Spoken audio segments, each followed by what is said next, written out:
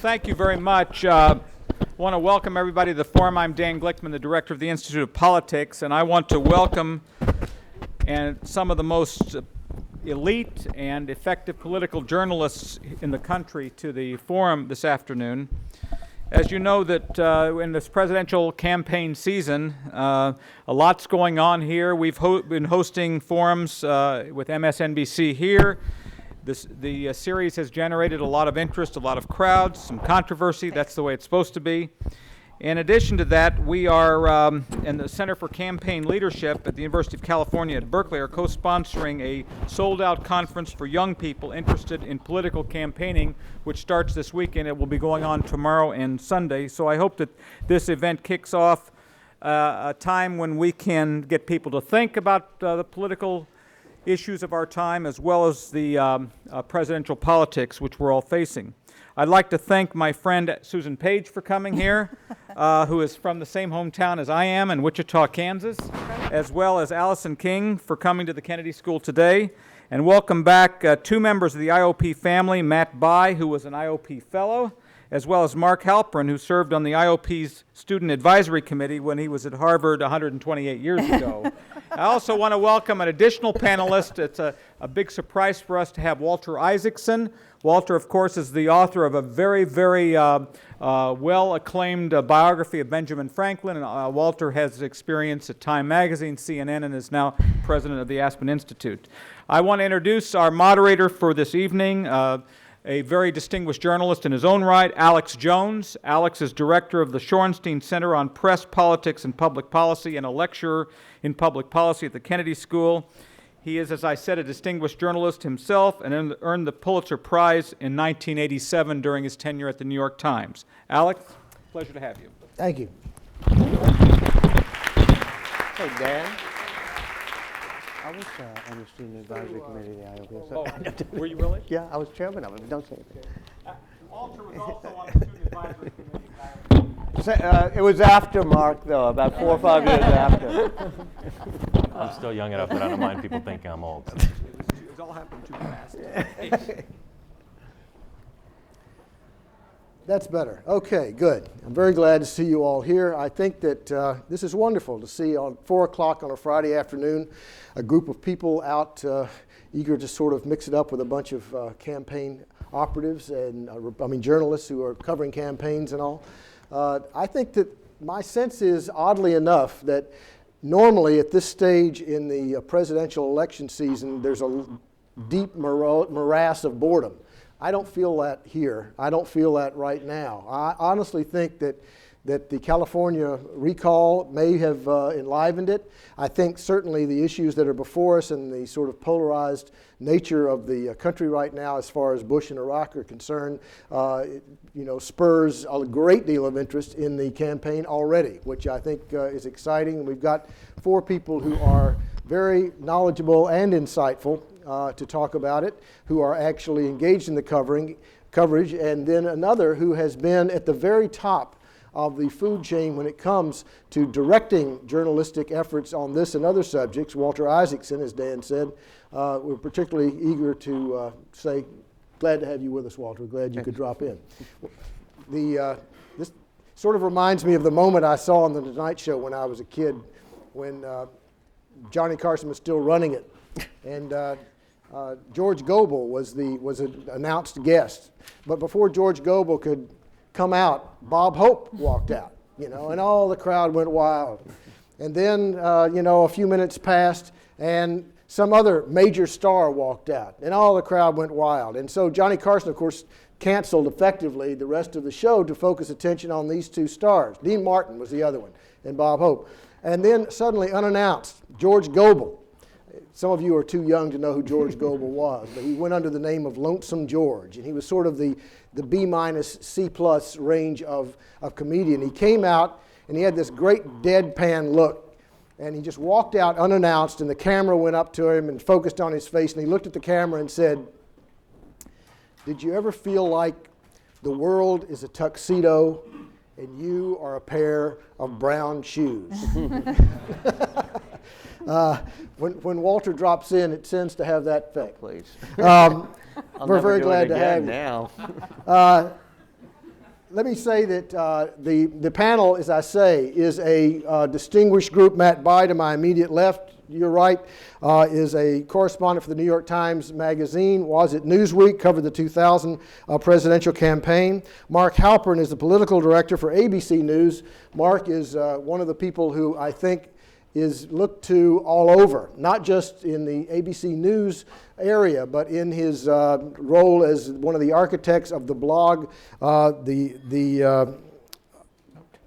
Note. Yes, the Note, the Note, which is proving to be a very, very important, spur to news coverage of the campaign, and is now being given a lot of competition from others, I know, which should be interesting indeed. Susan Page is the Washington Bureau Chief for USA Today and another campaign veteran. She's also the president of the White House Correspondents Association, which is the organization that gathers every year in a huge ballroom in Washington and sort of, I don't quite know what you would say. For a horrible evening. For a horrible evening, yes. No, quite fascinating. Allison King. Allison King is the political reporter for New England Cable News, which is, for my money, the best regional cable news organization in the country. And Walter Isaacson is the former editor of Time Magazine and the former president of CNN and now the president of the Aspen Institute and a very, very distinguished journalist.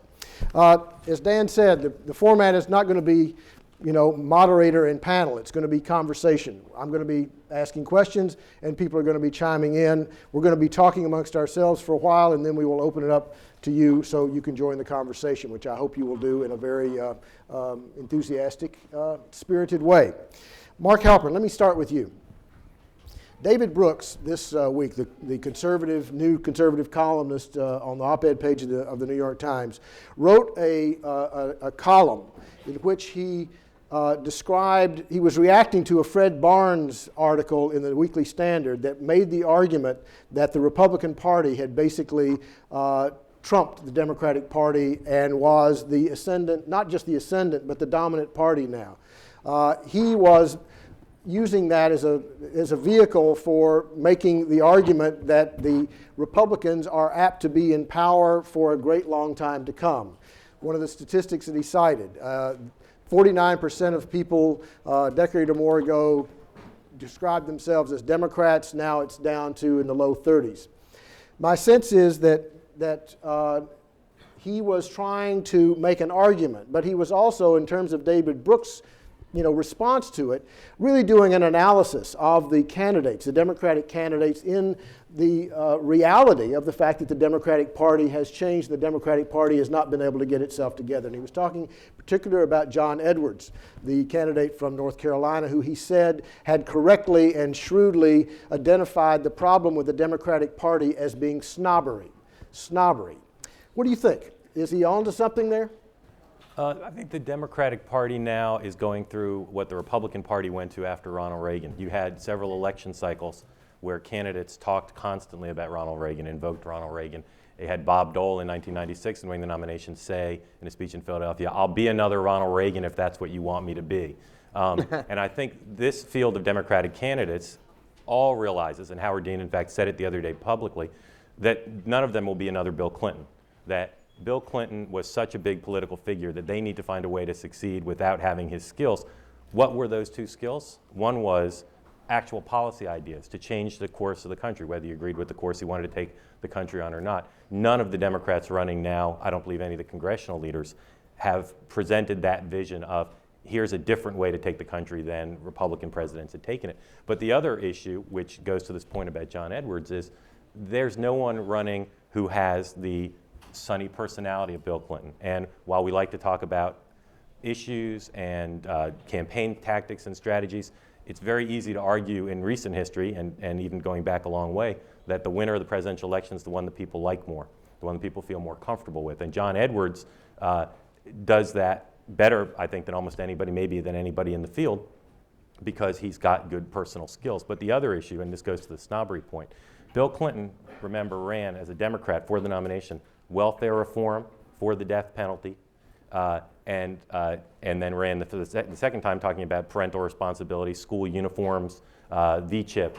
These cultural issues that he brought up that have symbolic significance beyond the issues themselves is something that none of the Democrats running right now have. And President Bush has, for whatever reasons, because he's the son of the previous President Bush and of Barbara Bush, because he was the governor of Texas and what that means to a lot of people. So I think the Democrats do have a problem, and I think that is a major piece of their larger problem. The Republicans are, in many ways, ascendant. Anybody want to chime in? Yeah. It's part of what the Democratic Leadership Council is screaming about. They're saying that they can't get a candidate out there unless they're a moderate, unless they're going to follow in Bill Clinton's footsteps. And you've got but on the other hand, you've got someone like Joe Lieberman, who is Mr. Democratic Leadership Council, who's floundering. And I think this is an age-old war within the Democratic Party. You've got the liberals and you need to win in order to win the primary. And then you've got the moderate guys who can't win in the primary, but maybe they'd be okay in the general. So it's, I think you're right. I think they're going to need another Clinton kind of. But Clinton showed they could win in the primary. They could win the nomination if they had the skills and if they said implicitly, and as Joe Lieberman's doing explicitly, electable. Allison King. Just go one yes, thing. Susan. Bush has definite strengths, but if you look at we go out and poll about every other weekend, and our most recent poll where we had Bush in a head-to-head with Democratic challengers showed him losing to Clark and showed him losing to Kerry, and showed him not in a commanding position. And if you ask people, do you think Bush deserves re-election? He's below 50%, which is traditionally a line that indicates an incumbent is in trouble. So, Republicans have definitely a better infrastructure in the country. They've done a better job of getting organized. They have a clearer sense of what they're about than Democrats do. But the idea that they're ascendant, I think it's a little early to conclude that. Susan, the Institute of Politics just this week released a poll that it's done on young voters, college-age voters, and what it found was that they are disproportionately pro-Bush. Mm-hmm. Does that square with the stuff that you all are getting, or does it make any difference that they say they're pro-Bush if you're trying to ask them who they would vote for? Mm-hmm. Well, I think it does make a difference, and I thought that was a little surprising. We don't know, I think, exactly why. That you've got that finding that showed the approval rating for Bush about 10 points above his approval rating nationwide. One theory I have, which is just speculative, is that the shaping event for college students, people who are in college today, must be the September 11th attacks. The shaping event of the growing up years happened when college students today were teenagers. And I wonder if that resulted in increased sense of patriotism, a kind of rally around the president, support for the U.S. military, and maybe we're seeing the repercussions of that in the finding in this very interesting poll that you all released this week. Allison, let's talk about Howard Dean for a moment. You just recently did the most recent profile of Howard Dean that's been done locally. Second part airs tonight. I'm sorry? Second part airs tonight. Okay.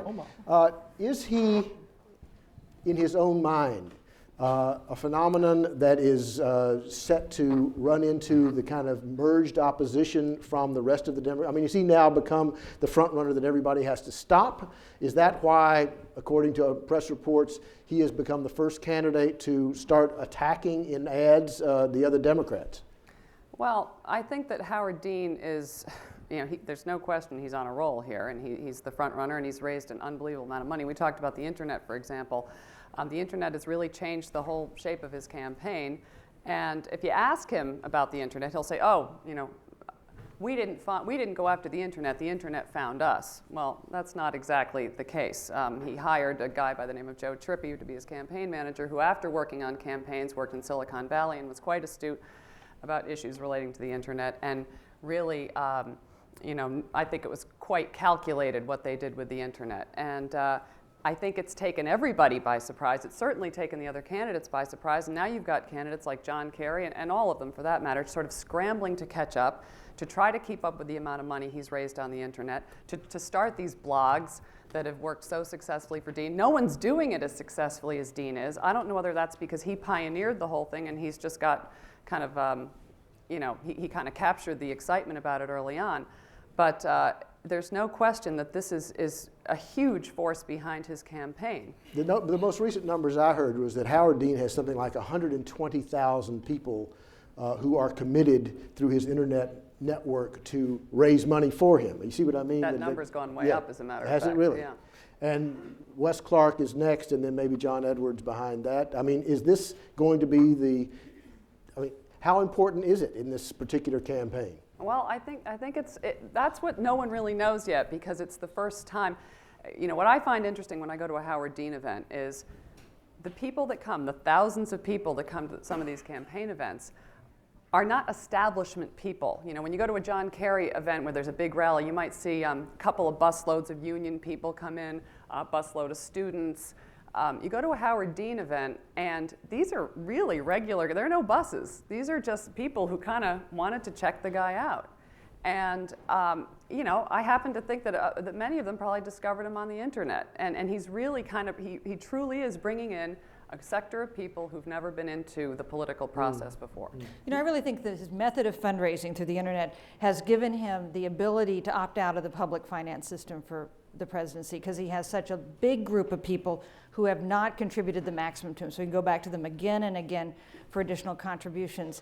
And I personally think he probably will. He says in the next couple of weeks he'll decide whether to opt out or not.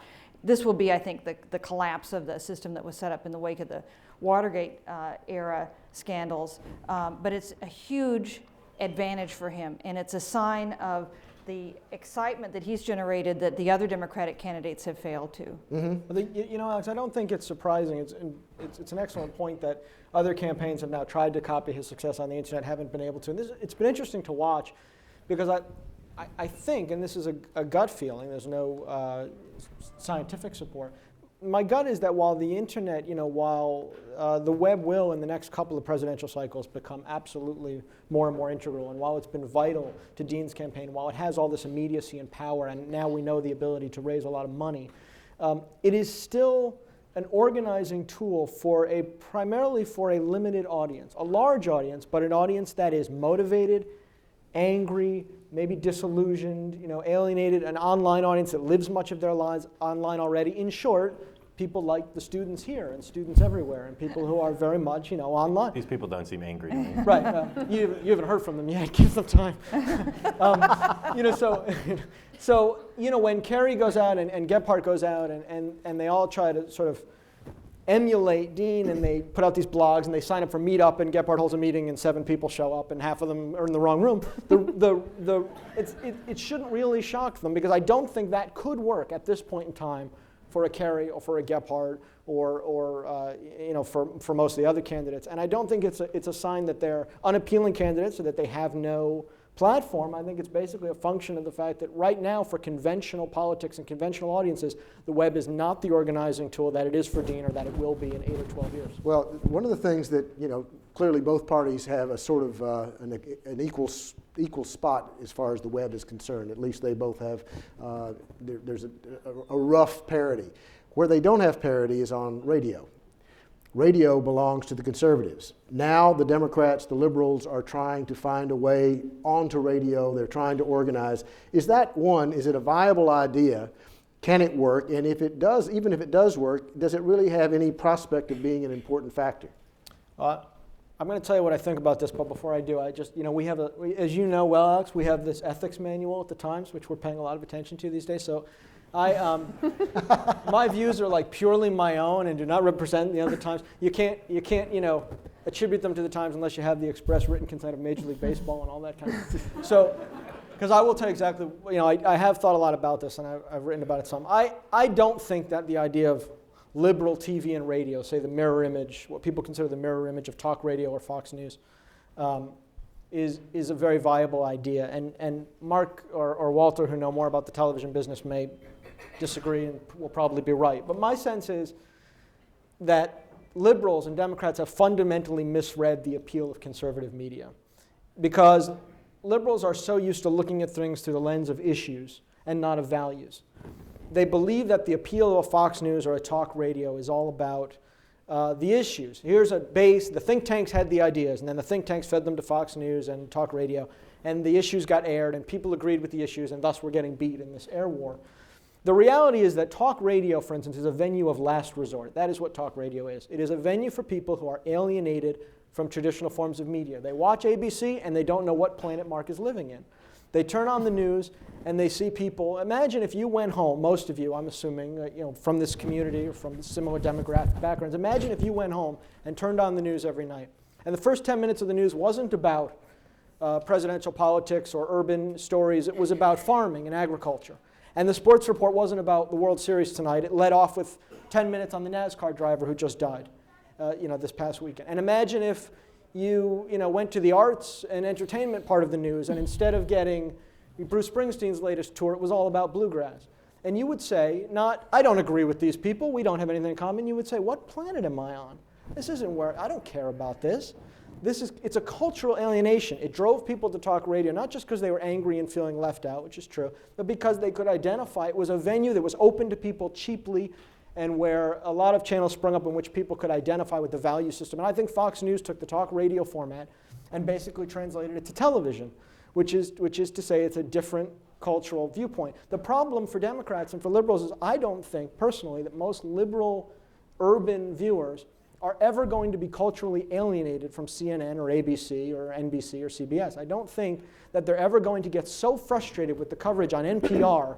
There goes NPR again, we have nothing in common. And they're going to want to go listen to, someone like a Phil Donahue or Michael Moore screaming and yelling, or Robert Reich or whoever screaming and yelling on a radio program on a network owned by Al Gore. I think that my strong sense of this is that like it or not, liberals are comfortable and Democrats and their sympathizers are comfortable and have a home with traditional media outlets because they are demographically and sociologically compatible with those outlets. And I would be very surprised if something that catered to them in an alternative way could be viable. I would add really quickly that the internet is a whole other story, and it remains to be seen who can grab the internet in a way that makes it a compelling medium. And I think that's a very different story for liberals and for Democrats. Walter, if you would, how do you react to what Matt said? Well, I've spent the past 2 years proving that at CNN that I know nothing about television. So I agree with Matt, actually. What I do think is that the talk radio format and the angry format, the alienated format that Matt's talking about, tends to simplify and make things more partisan and simplify all issues. You really lose nuance at cable news, as I've noticed. And take, for example, on all sides of the spectrum, I think the press has been infected by this. As a recovering journalist, I can say that, which is that if something is slightly complex or nuanced, everybody jumps on them on talk radio, on crossfire-like mentality things, pulling them apart, saying they're not being very clear, they're not taking a stance. You can look at poor John Kerry. I think there was a good New York Times piece about it today, who has tried to give a somewhat nuanced view of why you would vote for the war resolution back when it happened, right when Bush was going to the UN, et cetera, but also feel the way he does now. And everybody on talk radio or on Crossfire, that type of mentality, will rip that apart. In fact, in my own mind, that's a very valid position to have, that at the time of that resolution in Congress, it made sense to vote this way. It's not contradictory. I mean, you can agree with it or disagree with it, but it's so much harder to explain that type of thing. Or Wes Clark. I mean, the guy's getting devastated, partly because his centrist views, and it gets back, to what everybody else is saying, his centrist or moderate views don't play well in this new media environment. And even poor Rumsfeld, I never thought I'd say the phrase poor Rumsfeld, but he writes a very good memo that we should have appreciated. USA Today gets it. USA Today has a great exclusive and does it very well and puts it all there, but all of a sudden it becomes a fodder for talk radio, and so it's got to be pulled apart, as opposed to him actually being praised for raising some very nuanced questions. Can we just ask Susan who leaked that memo, by the way? Yeah, Susan, who leaked that Yeah, memo? well, an official leaked that memo. An official. Yeah. Victoria Official Plain. whose name was... That's progress. Walter, is it possible, is it reasonable to think that there is an alternative to what you've described as far as the media is concerned, given your knowledge of it? Yeah, I mean, I think that there's a lot of counter trends, and I think not all the media has to be like Fox News or cable news or opinionated or Crossfire-like, to take a CNN show. And I think the internet is somewhat hopeful on that, although the internet, as Matt says, does appeal to alienated and angry, sharp types. I don't know. I think after 2 years of TV, I've become more partial to print, and I think that print is an alternative to that approach, including opinion magazines and stuff. But Well, I better leave it to the rest Mark, of the what do you panel. think? Matt's answer was really good. I gotta say, I think he's really dead on. There's been a big change in the last few years in Washington and in Democratic politics. I have found for the first time in my career, I find Democratic politicians who say the media is against us, or some people like to say the media are against us, and Those are the elite people. but it's about the coverage of President Bush. They're thinking it's too soft. It's about the notion that the White House is manipulating the bully pulpit, that the cable networks cover the president's every utterance live, but don't cover Daschle and Pelosi live. But as Matt suggested, it's really not about a cultural alienation. It's more tactics, strategy, issues, amount of airtime, and emphasis in the newspapers. And I don't think that will be enough to lead them to be able to find the means of production, the capital, and the programming to create this kind of parallel world. At Harvard, it's the media are. Yeah. One of the things that has happened, it seems clear to me, is that there is a polarization. I mean, perhaps it's no more than when Bill Clinton was in power, but it's reversed. The Democrats are in the minority now, and they're the ones who are the alienated ones who feel that they don't get the airtime. I certainly recall back during the Monica Lewinsky, really during the whole Clinton administration, there were plenty of Democrats who said the media is against us. You know, they're against us, and they're, you know, especially like the New York Times and other entities like that. So I would. It seems to me this is not the first time that the Democrats have sort of made that kind of charge. Well, I think it started then, and it's progressed. Well, it's certainly progressed through then. with Bush now, it's a new thing. But this brings up another issue, and I'd like Susan to take the first crack at this. One of the things that we have found, has been reported anyway, about George Bush, is that he is both very hostile to the media and ignores the media. And there was an article in today's New York Times by David Sanger, a Dateline from Canberra, that was unlike any article I have read since the Bush administration opened up. And I think that if it is, it's rather remarkable, first of all, that it's the first time, but it also is, well, anyway, I want to get a reaction to this. Let me read the first couple of graphs. Canberra, Australia. Minutes after President Bush finished an hour-long meeting with moderate Islamic leaders on the island of Bali on Wednesday, he approached his staff with something of a puzzled look on his face. Quote, "Do they really believe that we think all Muslims are terrorists?" he asked, shaking his head. He was equally distressed, he told them, to hear that the United States was so pro-Israel that it was uninterested in the creation of a Palestinian state living alongside Israel, despite his frequent declarations calling for exactly that. It was a revealing moment precisely because the president was so surprised. Now, I'm not surprised that he disagreed, but the fact that he apparently found these views to be genuinely surprising is a pretty astonishing thought. Is this what you expected? Well, you know, the president did a interview a couple weeks ago in which he said something that I think many of us who work for mainstream media found distressing, which is he doesn't like to read the papers in the morning. That's not how he likes to get his news. He worries about the slant in the mainstream media, and so he gets his news unfiltered, that is, through his aides. If something's important, he counts on his aides to tell him.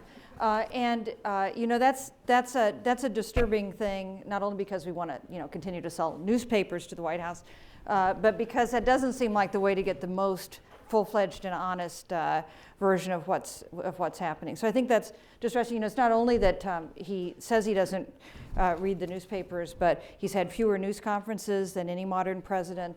He's done fewer interviews than presidents traditionally do. When he finally did some interviews last week, he did them with regional TV correspondents, which is a traditional strategy by many White Houses, not just this one, to get softer questions on the theory that regional TV correspondents who are not accustomed to interviewing the president will be very respectful and ask softer questions. Now, in fact, I think many of those correspondents did excellent interviews and they were fine, but it reflects an attitude about the press that I think does not, in fact, serve Bush well. Now, he does read some parts of the paper, I can tell you, because at the White House Correspondents' Dinner last year, and I'm a former president, not the current president, My husband and I went into the reception where Bush was, and my husband works for the Dallas Morning News, which is Bush's hometown paper. And when Bush became president, the White House made a big deal that they needed the Dallas Morning News there in the morning, which turns out not to so that it can read my husband's excellent political coverage, but for the sports page. And at the correspondence reception, he came up to my husband very excited about some trade that occurred just that afternoon with the Texas Rangers. So he's definitely informed on some topics. Are we really living in this very dangerous world in which the world has never been so alienated from this country, and in which George Bush personally is the target of much of the animus, and he is living in the White House without actually being aware of this? But one thing that makes his comment so surprising is that this is a message that foreign leaders have delivered to the president. The Crown Prince of Saudi Arabia made a point when he saw the president a year ago at the ranch in Crawford of talking about attitudes in the Middle East and anger toward the United States for, in his views, ignoring the plight of Palestinians. And the president was said to be very moved by this, but this is a message he has heard, even if he's not talking to reporters in his conversations with foreign leaders. So that makes his comments mentioned in the Times story even more surprising. Not to mention that the Democratic candidates are hammering home on this every single day. I mean, they're all talking about how, for the first time in recent or in memorable history, there's no other, we don't have the admiration of the world that we once had. I mean, and that this is a problem and it's eroding, and it's hard to imagine he's not hearing any of this. And I wonder, that whole remark he made, I almost wondered if it was part tongue-in-cheek. It's so outrageous. If it was, said part tongue-in-cheek or sarcastically. I don't think he has that kind of a sense of humor. Walter. Look, I mean, the Arab media, the world media is just devastating him every week, correctly so, on the whole way that they've been arrogant about some of their foreign policy. And it's easy enough to solve in some ways. I mean, General Boynton has, come out and said the most outrageous things about Islam as a religion, that it's a satanic religion. So if this is the guy in charge of intelligence or the Defense Department, if he's going to go to Indonesia and Malaysia, two great Islamic countries, he should have fired the guy right on the spot right then and said, this guy doesn't represent my values. That way he would show at least some sensitivity. Well, I think the thing that's so shocking is that he is able successfully, in the midst of this maelstrom of criticism, live in a world that is completely apparently insulated from it, or at least is explained away as kind of, well, he didn't mean it, or it's cushioned in such a way that it sort of leaches off most of its sting. This, I don't know. I just have not seen. Have any of you seen an article that reported about a sort of an aha moment about George Bush before this one? I have not. Okay. One of the things that this, I want to go back to something that Matt said earlier, and that is that Fox and the conservative radio is infused with values in a sense that, in a way that either the mainstream media are not, or elect not to be, or are values that group of people do not share. My question is, should the mainstream media, what does the mainstream media have to learn from that group of people who are now listening to Fox and listening to Rush Limbaugh and listening to these conservatives, not necessarily because their politics are so extreme to the right, but because they feel that they are alienated and do not have any connection with this planet that everybody else in the East Coast and West Coast anyway seems to be living on? Is there a way for the mainstream media to connect with that group of people on the basis that does not compromise their journalistically oriented values, but also connects with the values these people have? Because that, without those people, without them being willing to pay attention, I mean, that seems to me what is the root of this George Bush thing. He basically says, I'm not going to read the papers because they don't like me and I don't like them. That's suicide for him, but it's also suicide for a lot of other people in this country. Well, let me just say something about that, actually, because there's a premise in that question. I mean, let me be, in terms of full disclosure, my wife works for Fox, so I have some, I'm inclined to watch pieces of it now and then with no choice. But It is, it's not a good assumption, and it's an assumption that a lot of people make, I think. And I think Mark and Walter, having worked in TV, would and still working in TV, would agree with it. It's not a good assumption that because people are watching Fox or listening to conservative radio, they're not getting the information they need. They may be getting one side of information, and guess what? I don't want to shock anyone, but when you look at almost any news outlet, you may be only getting one perspective there too. But there is news and information going on there. There has been an effort to sort of belittle the rise of conservative media by essentially saying, well, it's not real news, it's garbage, it's entertainment. Therefore, no wonder people are listening to it. The assumption being people aren't very smart. Harold Meyerson, who otherwise I think writes an excellent liberal column in the Washington Post, basically came out and said that last week in an op-ed and said, Fox gets a lot of viewers because people just aren't very smart. And Fox isn't giving, I don't want to take him out of context because I don't have the exact quote available, but the basic point he was making, and there was a rebuttal from Fox, was Fox isn't really delivering news and its viewers are undereducated. And I spoke to someone just the other day, a friend of mine in New York, who's sort of on the fringe of political circles and is a liberal, who said to me, I said, what does California tell you? And the person said, well, California tells me that the American public's kind of dumb. And my feeling is that the American public's actually quite smart. What's dumb is thinking you can think the public's dumb and still win elections. Well, my premise is I don't disagree with you. I think people are not dumb. I don't believe that the American population is dumb that way. But I think that there is also, though, a tendency for all of us to spare ourselves bad news if we can avoid it, and to, in the case of Fox especially, to be allowed to spare ourselves uncomfortable truths. I'll give you an example. During the Iraq War, I tended to watch CNN.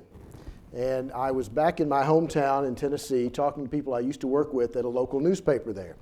And the sports editor is a guy who I have a great deal of respect for. He's a guy from East Tennessee. He's lived there all of his life, but he's a serious man and he does his job well. And he's not, he's not a kind of a hothead guy. And I asked him what he watched the war on. Effectively, most people I think sort of pick their pick. And he said that he tended to watch Fox. And I said, well, and when I told him I'd watched CNN, he said, well, why? And I said, well, frankly, I watched it because I thought that if you watched Fox, all you got was good news. You got only the good news. You didn't, and there was mostly good news anyway for this war, and oddly enough. But I said on CNN, you would see the results of the bombing as well as the bombing pictures. You would see things from the ground that were not necessarily pretty pictures, but were important to understand. And he said to me, you're right. I would be watching CNN, and they would put on those pictures of the bombing, and I would change the channel. And I think that's the dangerous thing. You know what? I'm sorry? I said, trust me, I know. Yeah. You could watch the ratings dip. I mean, we get 15 minute by 15 minute, and boy, you do anything that's not cheerleading and doesn't have the flag waving, boom. Well, isn't that the same? Isn't that the George Bush syndrome right now himself? I mean, I don't bother me with information that I'm going to find disquieting, upsetting, or might challenge me. That's a very dangerous world to live in. During the Gulf War, we've subscribed to Al Jazeera in the Bureau, not because any of us could understand what they were saying, because we didn't have any Arabic speakers, but because the pictures were so different from the pictures that we were seeing, even on CNN. Even though CNN did a better job than the other networks, than the other cable news operations in covering other sides of the war. Al Jazeera showed it from a totally different perspective, focusing on deaths of children, cost to civilians. I mean, it was a much more dire picture of what was going on, and we felt that was affecting public opinion in that part of the world so much that we ought to be able to see it as well. But that's like the popularity of Ronald Reagan, Mr. Optimistic. And in fact, Wesley Clark gave a speech the other day, and he sort of painted this horrible picture of American foreign policy and how terrible it was, but he ended it with but I'm the most optimistic of the candidates because I believe we can turn this around. He had to put a positive spin at the end of it all. Which I thought was Let's go back to the campaign a bit. I want to ask you all to address something that was a signature of the last campaign, which was apparently the fact that the reporters covering the campaign, covering the candidates, the ones covering George Bush liked him, and the ones covering Al Gore didn't, and that affected the coverage. One, do you buy that? And two, how do you avoid that? I mean, the thing is that also going on in the Democratic primary? Are there certain candidates that the people that you guys like and therefore find yourselves leaning toward? And how do you avoid falling into that popularity trap? Mark? I think that I think it has happened in past campaigns, and I blame editors and executive producers more than the reporters, although the reporters bear some of the burden as well, obviously. The obligation of news organizations is to cover everyone as equally as possible and not cover Al Gore's misstatements different than you would cover George Bush's misstatements, to use the same yardstick. The problem reporters have is it's very easy for us to hold people accountable based on past stereotypes and past first impressions, and it's very difficult to give people a second chance. So if you have developed a view of a certain candidate and what type of person he or she is, you have to be willing to think anew about the person and give them a second, third, fourth, fifth chance. Very few reporters did that. Almost no reporter covering Al Gore did that last election. Almost no reporter covering George Bush did it last election, but the first impression George Bush had, it was in most cases very favorable. But let's lay a little of this at the door of the candidate as well. I agree with you about executives. I like it anytime executives are to blame as opposed to reporters, so I'll go with that. No problem. But let's lay a little of this at the candidates, because there's something missing. If there's anything missing from the atmosphere of campaign coverage, and when I say atmosphere, I don't mean what you're reading, but what we experience covering campaigns, it's context. There is this dearth of context. And Gore, you can say it's because the media didn't like him. Maybe he didn't like the media. Who knows where it started? It's a chicken and egg thing. He didn't give a news conference for like 50 days or something like that. Either did George Bush. He went 2 months without any. But Bush was back there talking to people, spending time. Now, I would agree with you. You get no disagreement that Bush should have been answering questions. Back there not answering right. serious questions. And I the saw minute that. one was asked, he went right back to the front of the plane. Exactly. He was off. You could talk baseball, as you say, but. Or nicknames, the dispensing of nicknames. But that's all I talked about was baseball in the time I was there, and I did say one trip. But still, and it was a good baseball conversation. But still, there is this thing. I do think that politicians get rewarded, and to an extent, there's some justice in that for giving journalists enough of a picture of who they are, so that you can get a sense for when they're saying something that's characteristic or that they mean, when they're kidding, when they're in a bad mood, when they're in a good mood. I was out with Bill Bradley for that whole campaign, and for the most part, Bradley got a pass on the sort of nasty moods he was in, because we saw him in all moods, and I don't think Gore's press corps saw him in that kind of context. Similarly with McCain, everyone talks about how McCain got a free pass, McCain got easy, but the fact is when McCain, there was no reason to take the one stupid thing McCain said and make it the headline tomorrow, because he said 100 other things that were more interesting during the course of a day, and you were there to hear them all. So I do think, while I don't excuse reporters for their bias or editors for letting them ride, I do think that politicians who wall themselves off, who don't allow context, and I think that is probably the majority of politicians running today, have to understand that the people who cover them will form their impressions on very limited and maybe unrepresentative samplings of who they are. There's no question that reporters had strong views about the candidates last time around. You go on the Gore press plane and the mood would be very sour. And he had a press corps that was really eager to focus on an error. And you go on the Bush plane and those were reporters that did kind of like Bush. And he was more accessible early on. When the campaign got serious, that was when he stopped being accessible. I would just point out that of course, reporters have an obligation to be objective. I would also like to point out the limits of the power of having reporters like you. Reporters like McCain more than Bush. Bush won the nomination. Reporters like Bradley more than Gore. Gore got the nomination. And the reporters who were covering him liked Bush better than Gore. And Gore did, of course, win the popular vote. Okay, we're going to go to questions, but before we do, I want to ask you one question. What candidates for the Democratic presidential nomination do the press like best, and which ones do they like least now? Who would like to weigh in on that? Not I. I think reporters like the hot story, and Clark is the hot story, or has been the last couple weeks, and so he's been fun to be with. And it's not so much a matter of liking him personally. It's that's a good story to be on. Kerry's been a guy who's been having some trouble. That campaign's a little less fun. It's not really like the candidate or not, but reporters do like to be with somebody who's accessible and on fire and getting them on the air. But are we not in the situation of a Gore, Bush, happy press plane, unhappy press plane kind of situation with the Democratic candidates, or are we? Even if you don't name names. I don't think so. For one thing, we're not at the point where you're on a plane all the time with a candidate. You're in the kind of place where you're in New Hampshire and you're seeing all of them. So maybe it's a little early to draw those conclusions. We are, but I won't name the names because I don't want to confirm the suspicions that some of the candidates have about what I think. Well, I can tell you this, for my money, there's only one candidate that has a sense of humor, and that's Al Sharpton. So, okay, let's go to questions. We've got microphones here, up there, and up there. I would ask you just one to a customer, and please ask a question. Don't make a speech, so we can get as many of you in as we can. Yes, sir. And identify yourself, please. Thank you. Yes, Krishna Guha, I'm a student at the Kennedy School. So far, most of the coverage of the campaign, issues-wise, has focused on Iraq and the question of tax cuts. Are we missing something here? Is there an issue or issues that haven't yet emerged as being sort of dominant issues in the campaign, but things that could be really quite decisive as it gets further underway? Healthcare and manufacturing jobs. Yeah, jobs. Jobs? The outflow of jobs is a big issue that people are talking about all over, and the press is doing a good job covering it. Same with the pharmaceutical stuff. The Washington Post just did a clear winner of the Pulitzer for it in the past week. Are there any important issues that are simply not getting any traction? I'll tell you an issue I think is going to be hot next year and divisive, and that's gay marriage. We're waiting for court decisions in Massachusetts and New Jersey.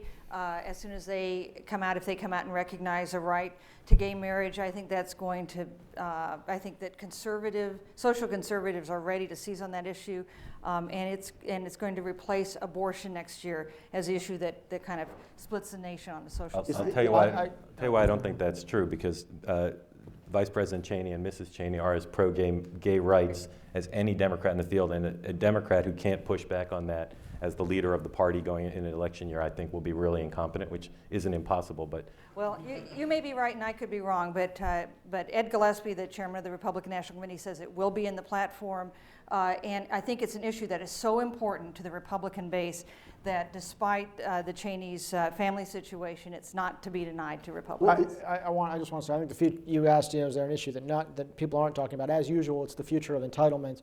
It's something a lot of people in this room should be very concerned about. I've yet to hear a convincing, forward-looking Democratic plan, a realistic plan for what to do about Social Security and Medicare. It's the biggest domestic issue facing the country, and the abdication of dealing with it is just remarkable. Is the FCC an issue that is going to be able to be used if Bush signs the law? I mean, that's what surprised me is that it's come up at all. But I mean, it's now does seem to have some popular appeal in some quarters. I just wondered if that's a small or a big one. Among newspaper publishers, maybe, but. Walter, what do you think? The FCC and the ownership rules? The idea that people are unhappy about the idea. I've been wandering around the country doing a lot of radio stuff on the book tour. And it is absolutely amazing to me that issue always comes up when people are phoning in, which is media conglomeration, big media, and you can be in Indianapolis or Portland. I mean, you can be in the center of the country or on the coast. And somehow halfway into it, it's, you work for Time Warner or anything. What would Benjamin Franklin say about media conglomeration? Somehow they ask the question. And there is a rising fury about big media. I think it ties into a little bit what Matt said, which is that the mainstream media is associated with big media and corporate conglomerate media, and it doesn't touch the values of most people.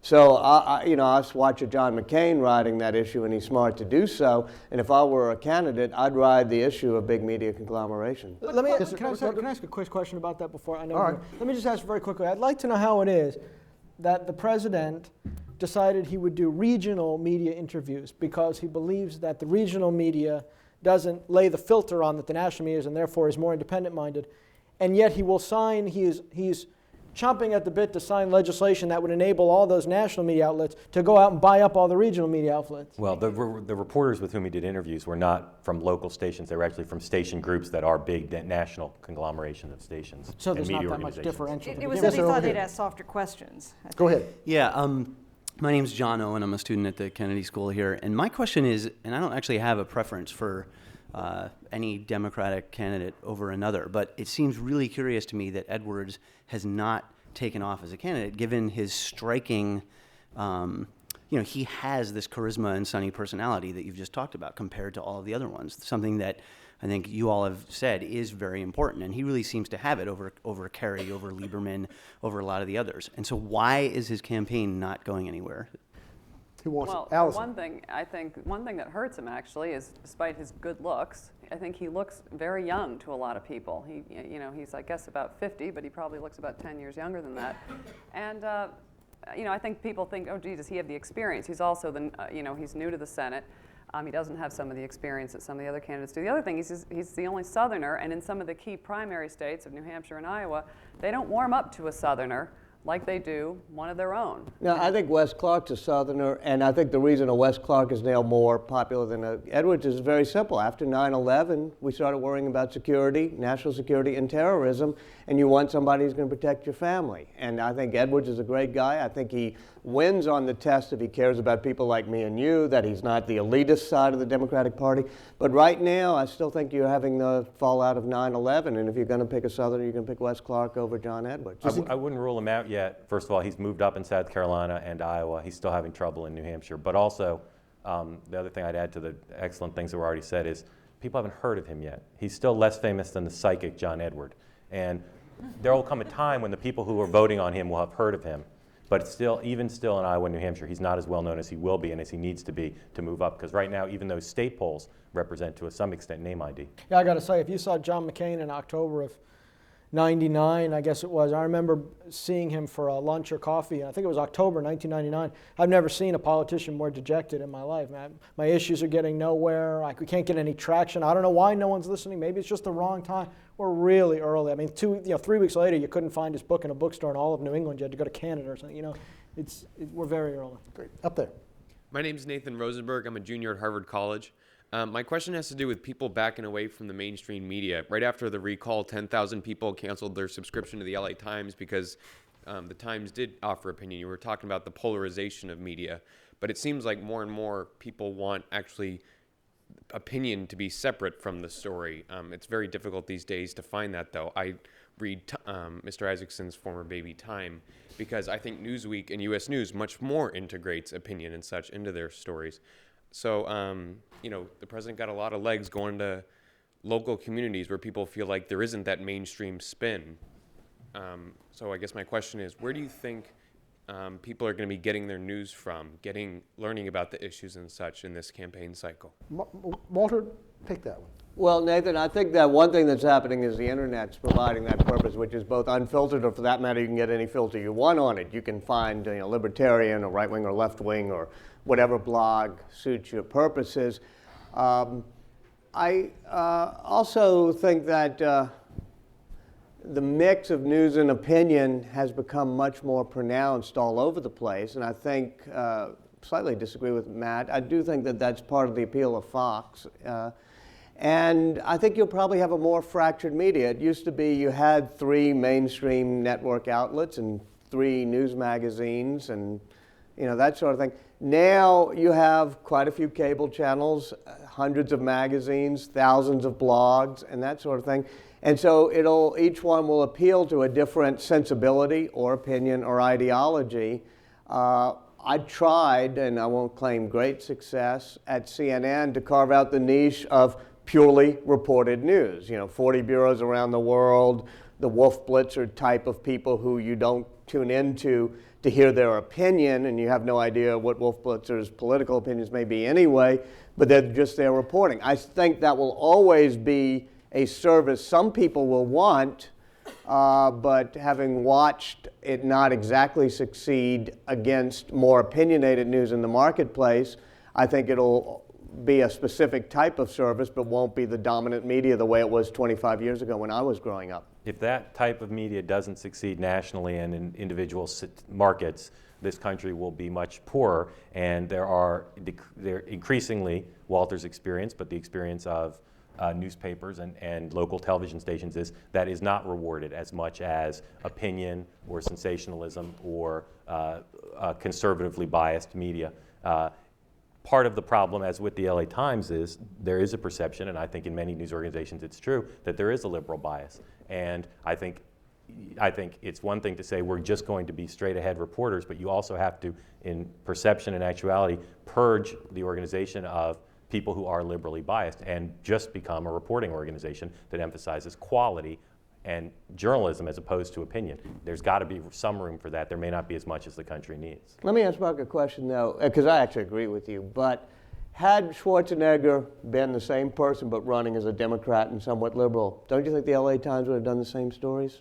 Oh yeah, I don't think their coverage was liberally biased. Okay. But in terms of the stories, the placement of the stories, the timing, not of the stories about women, but some of their other stories, I think there's the legitimate debate to be had. The conservatives and Republicans in California feel that the LA Times is more against them than East Coast conservatives feel the New York Times is against them.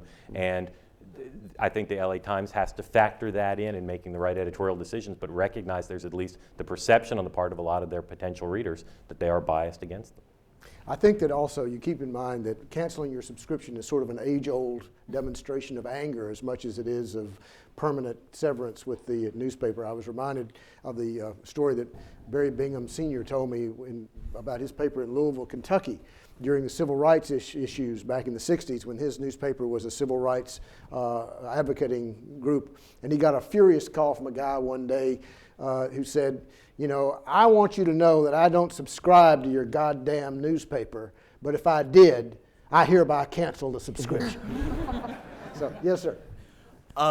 Secretary William Perry was here last month, and he gave a chilling speech about the nature of security in the United States today.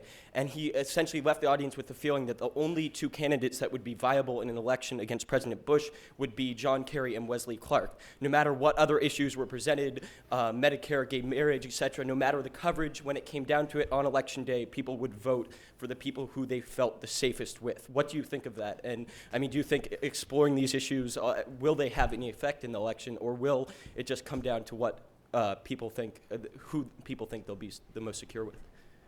Susan? I think that is true, and I think that in a post-September 11th world, George Bush would not have been elected and Bill Clinton would not have been elected because neither of them had national security experience. We're back to the era of the Cold War, where the person who wants to be president has to get over a threshold of comfort in dealing with national security issues. I think that's absolutely true. And once you're over that threshold, then people can think about who do I like, whose health care plan is going to be better for me. Do you buy the idea that those are the only two candidates who should be wasting their time on this? Well, let's see. I think Dean has trouble getting over that threshold. Who else? Edwards? I think Edwards has trouble getting over that threshold, yes. Mm-hmm. Bush? Yes. I mean, I don't know if they're going to be What about elected. George Bush? Does George Bush? Yeah, after a term as president, I think he Yes. gets over that threshold. Yeah, hi, I'm Carol Gould. I teach ethical issues courses at Columbia SIPA. And I'm a visiting Harvard parent. That's why I'm here.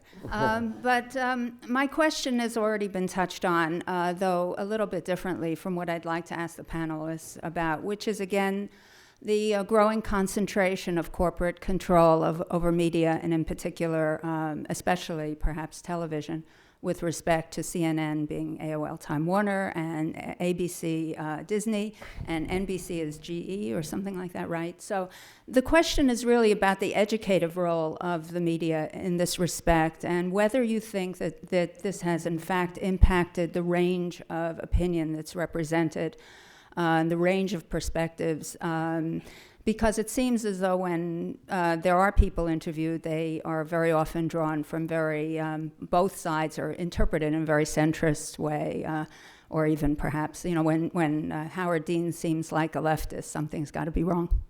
Let me ask both Walter and Mark to respond to that. You go first. Up to you, sir. I think Disney's wonderful. Oh, I wanted the others that's also. fine. I wanted somebody Well, first else of all, let me say that, no, I think the centrist thing is wrong in the sense that I think what gets ratings now is the more you can crossfire things or polarize things. So people from the far left and far right are probably having an easier time getting on. The experts they have are often. I do think that I'm against, look, I spent 23 years in the belly of the beast. Started at Time, it became Time Inc., it became Time Warner, it became AOL Time Warner. I think that's bad.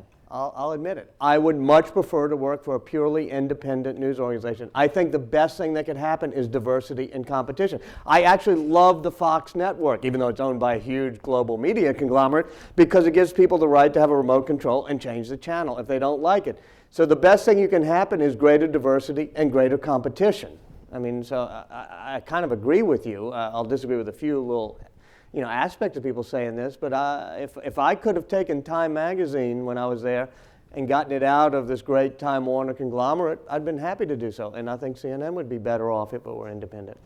What America needs is as many organizations that are journalistic in their orientation, who believe that their mission is to hold powerful interests accountable to the public interest, and in terms of political coverage, explain to people how they vote will affect what their government will and won't do. The problem with that, the reason that's difficult is it's expensive. And I think the problem with corporate ownership is not that AOL says to Time, don't do a negative story about one of our Warner Brothers movies, because that doesn't happen very often in serious places. The problem is that corporate owners have to figure out, why are we in this business? GE can make jet engines really well. Can they make news programs just as well? What's the definition of just as well for a news program? Is it that it makes a lot of money? Is it that it gets a high rating? Is it that it holds powerful interests accountable to the public interest? And that requires corporate owners who say, you know what, we're not going to make as much money doing this thing we do. But again, you have to have economies of scale to compete in a world like in any other business. So it'd be great if Time could be independent, but it wouldn't be able to distribute as much or advertise as much or try to get that vaunted synergy that Walter worked so hard to get with other elements of the organization. And you have to have that. So I think there's nothing wrong with the corporate owners as long as the corporate owners care about journalism, for why we need journalists, powerful journalistic organizations doing the right thing. There are many reasons great journalists or outlets don't tell truth to power, which is about what you're saying, and don't do what Mark was saying we ought to do. Corporate ownership is one aspect of that, I think, but actually a small aspect of that. I think the worst aspect, and I speak once again from the belly of the beast, is that once you get to be a big hotshot journalist, you're part of the power structure and you're hanging around with all the rich and powerful people. Right. And whether you're Peter Jennings or Tom Brokaw or whatever, you kind of like hanging around with Bill Gates and all these people, and you like the corporate world. Secondly, and this is even trickier, if audiences truly wanted populist, tearing down truth to power type things, I pretty much predict you'd find magazines and newspapers and TV stations doing it more. But attacking, we know what gets ratings. I know it every 15 minutes when I was at CNN. I knew it every Tuesday afternoon when I was putting out an issue of Time magazine. And I had Bartlett and Steele, who were truly great populist journalists, just ripping apart. I don't know if you know them, but they were great at Time, and they would rip apart K Street lobbyists, everything else. If that sold better, people would do more of it. And so part of the blame is corporate media, part of the blame is journalists who want to play with the powerful, and part of the blame is an audience that doesn't want to be discomforted themselves. Interesting. Okay, thank you. Hi, Andy Frank. I'm a junior at the college.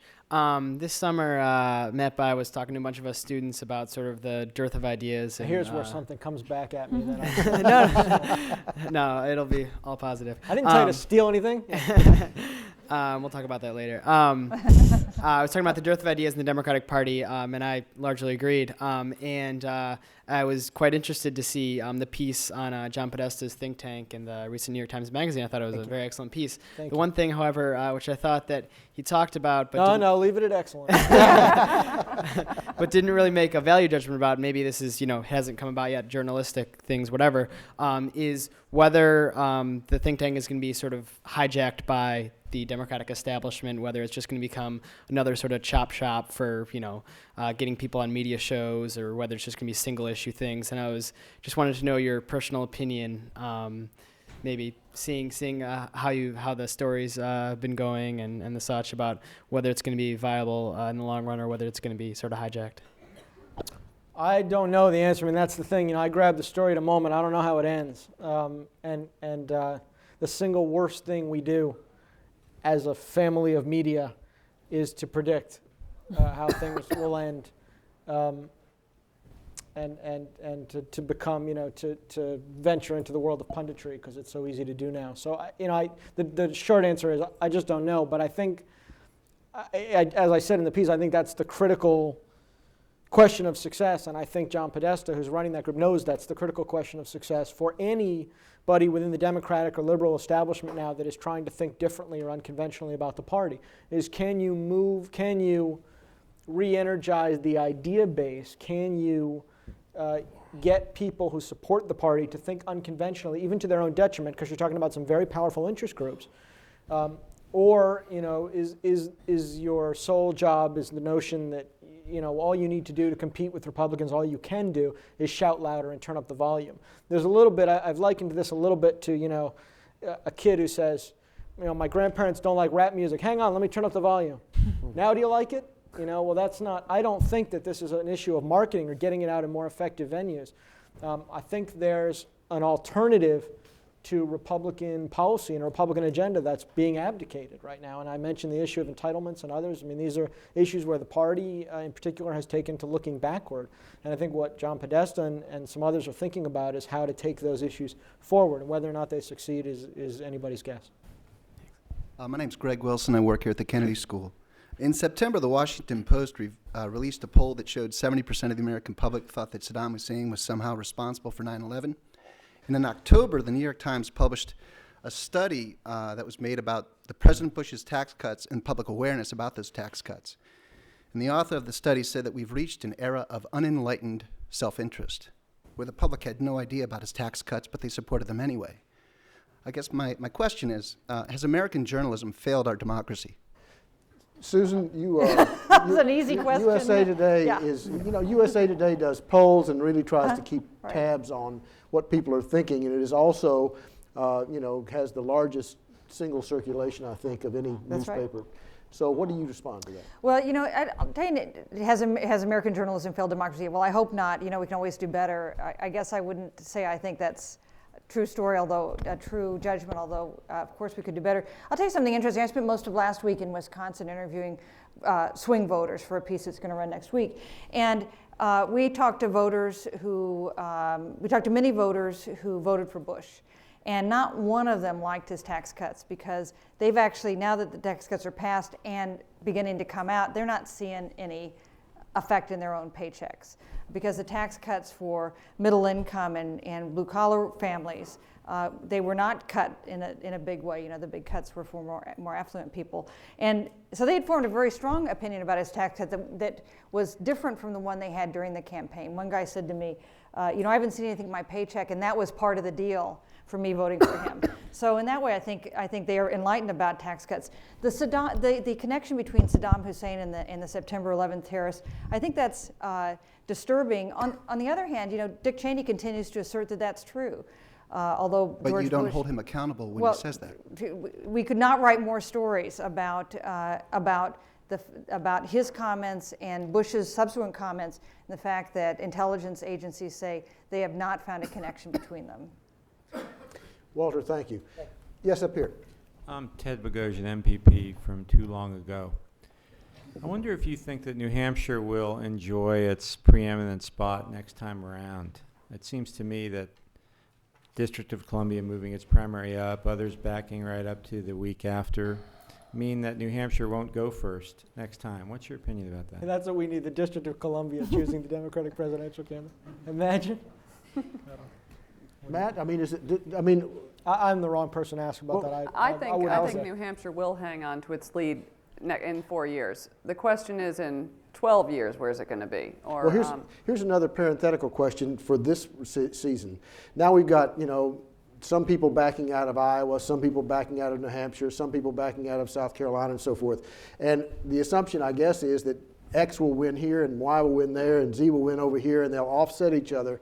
What are the chances, really, that we'll go into the convention without a candidate, without a certain candidate? I mean, you handicap it, that's all. Despite the fact that, journalists are notorious bad handicappers. It is definitely possible that the front loading will not produce a quick nominee, but will produce a much later nominee.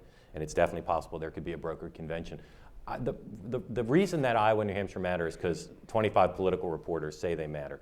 They don't allocate very many delegates. I think they're good because there's candidate-to-voter contact, and there's a very highly formed electorate and political media, particularly in New Hampshire, but also in Iowa.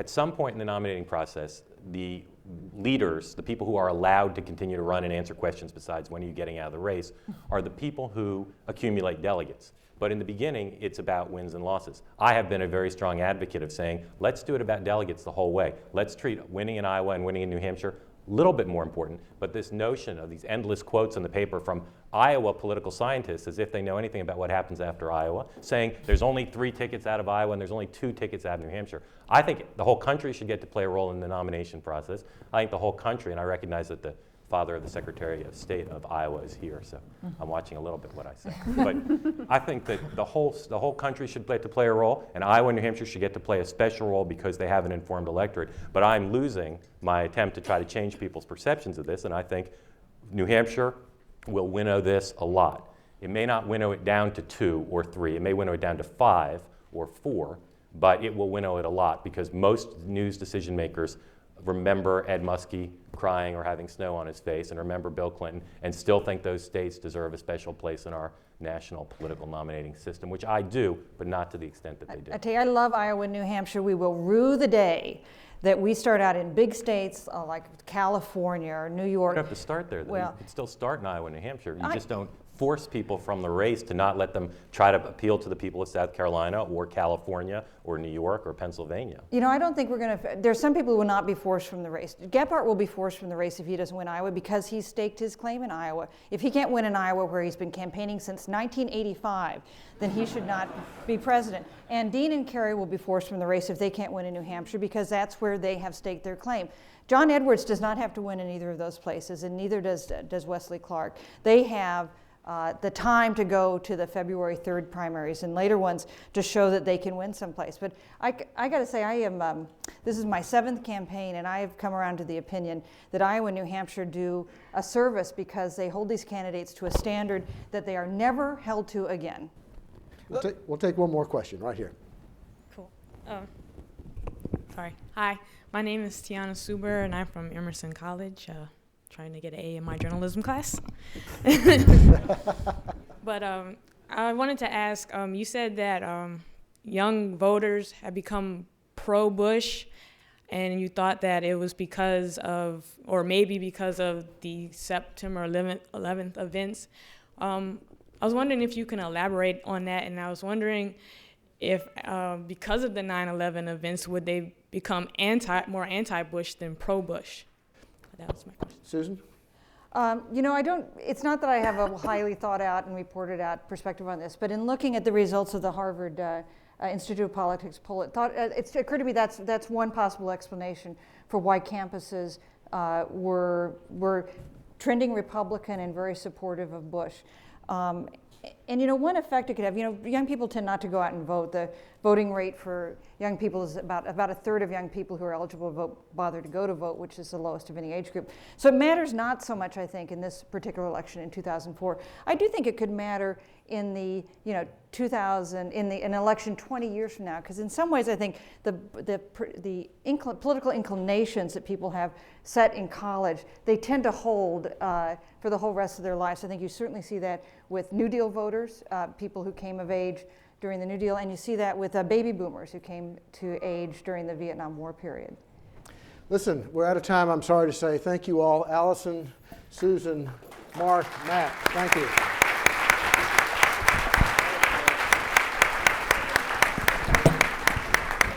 That was great. You all were wonderful. It was fun.